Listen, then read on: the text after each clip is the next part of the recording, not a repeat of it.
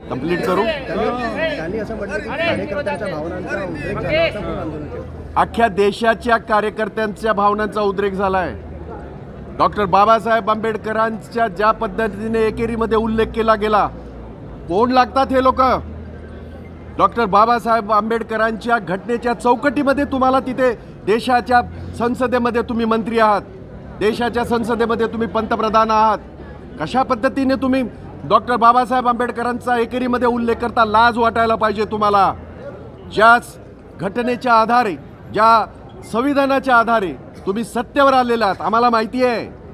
EVM देवीला तुम्ही कब्जामध्ये ठेवून सगळी तुमची सत्ता येते, केंद्रातली सुद्धा आणि राज्यातली सुद्धा, परंतु तो वेगळा विषय आहे, त्यावेळेला बोलू।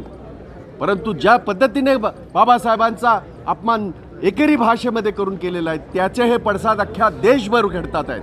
हे फक्त महाराष्ट्रात घडते असं नव्हे, महाराष्ट्रात अति प्रमाणामध्ये घडेल आणि आपण बघाल याच्या पुढे अनेक हा प्रश्न असा निकाली निघणार नाही जोपर्यंत अमित शहा राजीनामा देत नाही, तोपर्यंत ही आंदोलनं चालू राहतील आणि त्यांनी